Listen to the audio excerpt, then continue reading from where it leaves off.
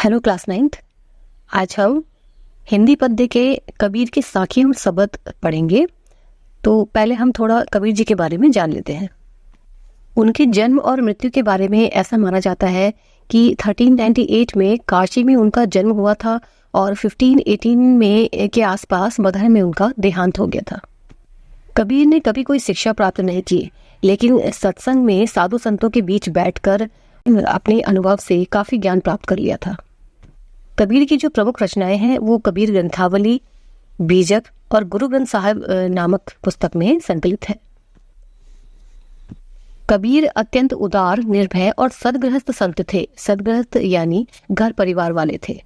वह राम रहीम यानी हिंदू मुस्लिम की एकता पर विश्वास रखते थे और ईश्वर के नाम पर जो पाखंड और भेदभाव किए जाते हैं उनका हमेशा विरोध करते थे। कबीर ने इस पाठ में साखियों में प्रेम का महत्व, संतों के लक्षण और ज्ञान की महिमा को समझाया है, तो वहीं बाहरी दिखावे और ढोंग का विरोध किया है। सबद के पहले पद में उन्होंने बाह्य आडंबरों यानी बाहरी दिखावे और ढोंग का विरोध किया है, तो वहीं अपने ही भीतर ईश्वर होने का संकेत दिया है। और दूसरे पद में उन्होंने ज्ञान के महत्व को समझाया है कि ज्ञान की सहायता से मनुष्य अपनी अंदर की कमजोरी और बंधनों से मुक्त हो जाता है। तो आइए शुरू करते हैं और पढ़ते हैं पहले साखियों का अर्थ। मान सरोवर सुभर जल, हंसा कली कराही, मुक्ता फल मुक्ता चुगे, अब उड़ी अनंत न जाही। कबीर दास जी कहते हैं कि जिस प्रकार एक हंस तालाब में पानी में खेलता रहता है, उसी पानी में मोती चुगता है, तो उसे यही सब अच्छा लगने लगता है। फिर वो कहीं और जाने की नहीं सोचता, कहीं और नहीं जाना चाहता। उसी तालाब को ही वह अपना जीवन, अपना पूरा संसार समझ लेता है। उसी प्रकार मनुष्य भी इस संसार में के माया जाल में फंसकर इसे ही अपनी पूरी दुनिया मान लेता है। लेकिन उसे इस बात का ज्ञान नहीं होता कि इस माया जाल से मुक्ति पानी है तो ईश्वर की भक्ति के जरिए ही इस बंधन से मुक्त हुआ जा सकता है, इस संसार से मुक्ति पाई जा सकती है। प्रेमी ढूंढत मैं फिरों, प्रेमी मिले न कोई, प्रेमी को प्रेमी मिले, सब विष अमृत होई। इन लाइनों में कबीर दास जी ईश्वर को प्रेमी बताते हुए कह रहे हैं कि ईश्वर रूपी प्रेमी इतनी आसानी से नहीं मिलते। उन्हें तो सिर्फ भक्ति भाव के द्वारा ही प्राप्त किया जा सकता है। अगर अपनी भक्ति से हम ईश्वर को प्राप्त कर लेते हैं तो हमारे अंदर जो भी विष है वो अमृत हो जाएगा। यानी हमारे अंदर जो भी बुराइयां या बुरे भाव है वह सब बाहर निकल जाएंगे और हमारी जो अंतरात्मा है वो साफ हो जाएगी।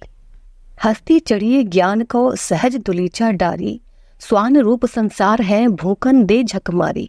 यहाँ पर कबीर जी ज्ञान को हाथी के समान विशाल बताते हुए कह रहे हैं कि मनुष्य को ज्ञान रूपी हाथी की सवारी करनी चाहिए, क्योंकि ज्ञान का कोई अंत नहीं है।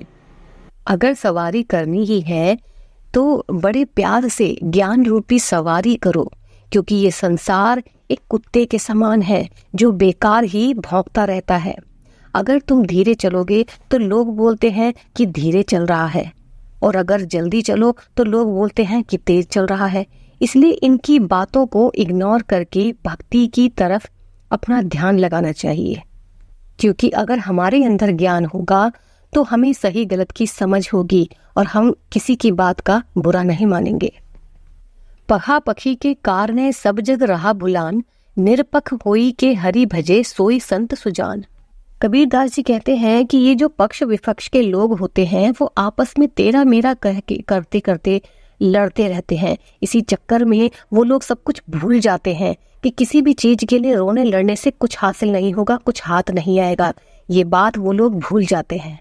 लेकिन जो निष्पक्ष होता है, जो किसी की तरफ नहीं होता, किसी की साइड नहीं लेता, बस हरि का नाम ही भजता रहता है, यानी ईश्वर भक्ति में रहता है, वही सच्चा और सज्जन पुरुष है। हिंदू मुआ राम कही, मुसलमान खुदाई, कहे कबीर सो जीवता, जो दोहू के निकट ही न जाई। कबीर दास जी कहते हैं कि हिंदू और मुसलमान दोनों अपने धर्मों का नाम लेते हुए राम खुदा का नाम लेते लेते मर जाते हैं, और वास्तव में ये सच में मरे के ही समान है। कबीर जी कहते हैं कि जीवित तो वही है जो इन दोनों के निकट नहीं है, यानी वो दोनों धर्मों को सभी जितने भी धर्म है उनको एक ही मानता है, ईश्वर को एक ही मानता है। वही जीवित भी है और सच्चा भी। काबा फिरी काशी भया, राम ही भया रहीम, मोट चून मैदा भया बैठी कबीरा जीम। काबा मुस्लिम लोगों की पवित्र जगह मानी जाती है, तो वहीं काशी हिंदुओं के लिए पवित्र स्थान है। तो कबीरदास जी कहते हैं कि चाहे आप काबा जाओ या काशी, राम नाम लो या रहीम, किसी भी धर्म को मानो, पर दोनों एक ही हैं।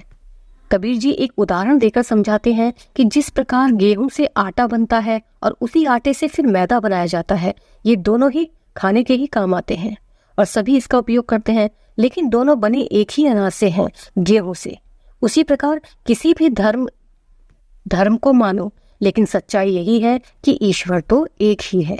ऊंचे कुल का जन्मिया जे करनी ऊंच न होई, सुबरन कलश सुरा भरा साधु निंदा सोई। इन पंक्तियों में कबीरदास जी कहते हैं कि ऊंचे कुल में या ऊंची जाति में जन्म लेने से ही कोई महान नहीं बन जाता। अगर व्यक्ति के कर्म ही खराब है, व्यवहार गलत है, तो वह अपने कर्मों की वजह से ही नीची जाति का कहलाएगा, नीच कहलाएगा। और यदि नीची कुल का व्यक्ति अच्छे कर्म करता है तो वही उच्च कोटि का कहलाएगा, सिर्फ अपने कर्मों के कारण। जिस प्रकार सोने के कलश में यदि शराब भर दी जाए तो वह अमृत नहीं बन जाएगा, वो शराब ही कहलाएगा। इसीलिए यदि कोई गलत काम करता है तो गलत काम करने वालों की निंदा ही की जाती है, बुराई ही की जाती है, फिर चाहे वो कितना ही उच्च कोटि का या उच्च पद पर क्यों ना हो। अब हम बढ़ते हैं सबद के पहले पद की तरफ।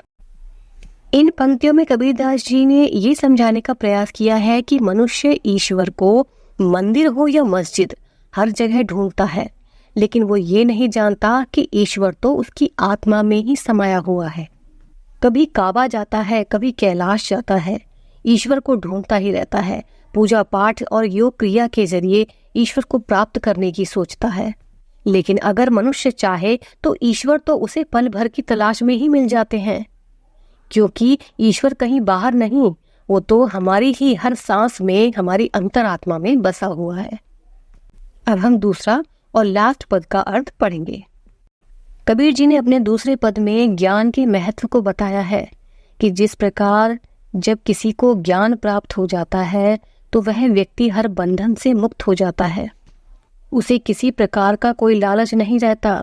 जो भी गलत भावना या विचार उसके अंदर होते हैं वो सब बाहर निकल जाते हैं। उसका मन, उसकी अंतरात्मा साफ हो जाती है। कबीर जी एक उदाहरण देते हुए समझाते हैं कि जब आंधी आती है तो झोपड़ी के ऊपर का छप्पर, रस्सी, बांस, ये सब आंधी में उड़ जाते हैं। इन तीनों को कबीर जी ने बुराइयों का प्रतीक बताया है। इसी प्रकार जब ज्ञान की आंधी आती है, यानी जब हमें ज्ञान प्राप्त हो जाता है, तो हमारे अंदर से भ्रम, मोह, माया ये सभी दूर हो जाते हैं, यानी साफ हो जाते हैं। और ज्ञान प्राप्त होने के बाद तब चाहे किसी भी प्रकार की कोई मोह, माया, लालच या कोई भी बुराई हमें हिला नहीं पाती। यानी हमारी जो मन रूपी जो झोपड़ी है वो फिर नहीं टूट सकती, क्योंकि हमें ज्ञान प्राप्त हो जाता है। ईश्वर का ज्ञान प्राप्त हो जाने के बाद जितने भी हरि भक्त हैं, जो भक्त हैं, सच्चे लोग हैं, वो इस आंधी की बात की इस बारिश में भीग जाते हैं, खुद को तृप्त कर लेते हैं। जिस प्रकार सूर्य निकलने के बाद अंधेरा खत्म हो जाता है, उसी प्रकार मनुष्य को ज्ञान प्राप्त होते ही उसके अंदर से मोह माया का अंधेरा भी खत्म हो जाता है, सभी बुराइयों का नाश हो जाता है। तो बच्चों, कबीर के साखी और सबद का अर्थ हम पढ़ चुके हैं। मिलेंगे ऐसे ही नेक्स्ट वीडियो में नेक्स्ट चैप्टर के साथ। तब तक के लिए ओके, बाय।